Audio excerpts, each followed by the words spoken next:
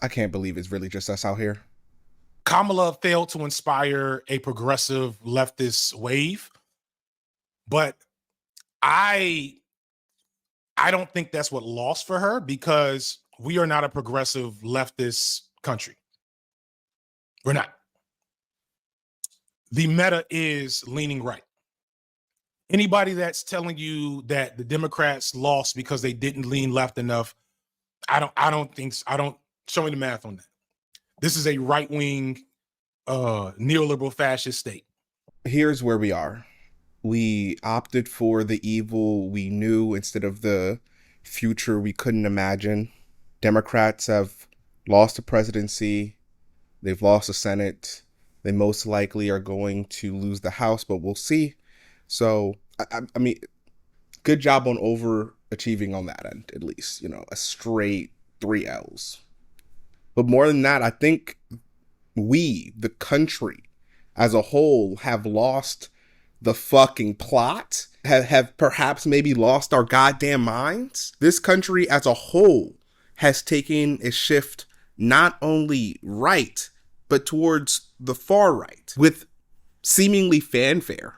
We live in a country that likes to be sexist. We live in a country that wants to be racist. We live in a country that is turning towards fascism with a leader that desires it. And what scares me more than that clusterfuck is that it seems like the American dream is a place where I don't exist. We're a country that is pleased to protect the powerful and privileged and looks at any other body as just a bloody means to that velvet end. A lot of people in this country seem to think that those who are in power got there because they deserve it, as if they have the divine right of kings, and that the reason everything is broken is because we're not following nature's laws. And that's poisonous thinking. That's why monarchies lasted so long. And we're so fucking stupid that we'll drink poison if a Daily Wire commentator calls it Bud Light. That's where we are right now. So here's what we have to do. We have to realize no one is coming to save us. That the place that we live in, the United States of America, is not safe for us right now. And is going to get more dangerous before it ever gets better. We do not live in a divided country. I think we know exactly where the ones who mean us harm stand. And they move from division to the next step of erasure and extermination. And I'm ambivalent on the idea of reading lists, but it does feel like now more than ever, you need to read or reread the autobiography of Malcolm X, The Wretched of the Earth, The Bell Hooks, Emergency Skin by N.K. Jemisin, along with all the other texts that our radical thinkers have left behind, because we don't got time to fucking reinvent the wheel. We need to get some action, some motion going now. And yes, we need to grieve, because even if you didn't believe in democracy, it still is annoying and very validly frustrating to see it play out so bad in your own timeline. But we are mandated to dream still, even when nightmares are encroaching. A lost election is not an excuse for doomerism. It's a call to do fucking something. So we need to kill the blame game, because that's not helping anybody. Honestly, we may need to kill more than what I'm saying is we need to take care of each other. We need to take care of each other now. We have to look after our friends in what I'm calling the traditional ways, in material ways. Meaning that for some of y'all, we gonna have to get back to basics. Back to asking your friend if they want anything for the store when you're there. Not snacks, groceries, milk, bread. Helping out materially. Back to weekly potlucks, so that every one of your friends knows that at least one day a week they can get a hot meal for free. Back to letting a friend crash on the couch when their landlord evicts them because, your friend doesn't want to pay their rent in crypto. Back to learning how to hem a pant leg and change oil, because they've been coming for our right to repair for years now. And in a Trump-led presidency, it's only going to get easier for them. Back to being prepared to post cash bail when your trans friend is arrested for loitering and indecency while shopping at TJ Maxx.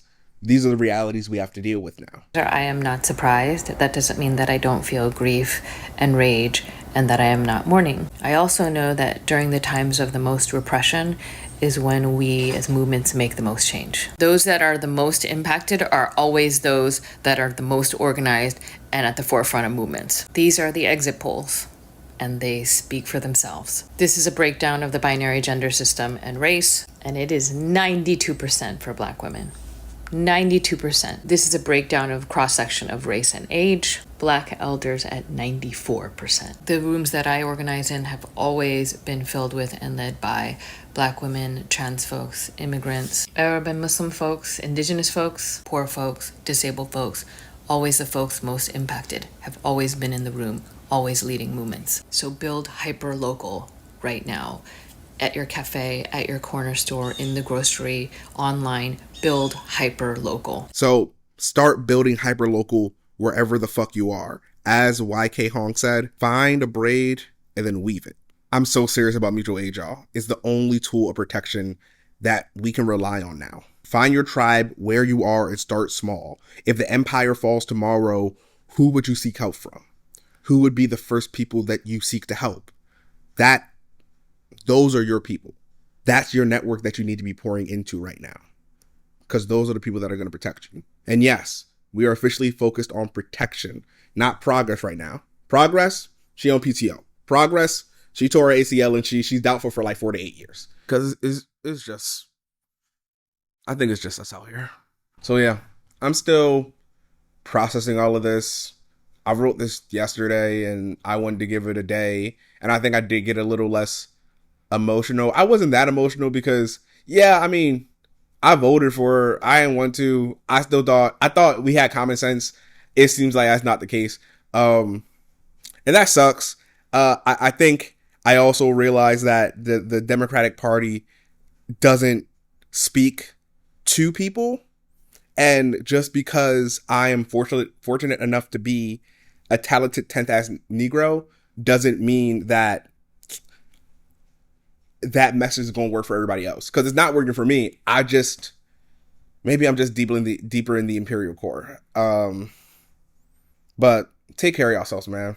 Check on your trans friends, check on your queer friends, check on your Palestinian friends, check on your Muslim friends, because it's gonna get scarier. And I hope those of us that do have the privilege to dissent use that, because man, I don't want to go no solutions. I'm supposed to put out a whole another video, guys. Sure, if there's anything I want to do with my work is to encourage people, if not kick them, pull, drag, what have you, yank them into action. I mean, life is action. Inaction is death. And at this time, if you can't see that, at this specific instant of American history, if you cannot see that, I think you're already gone. Not a victim, gone. Gone.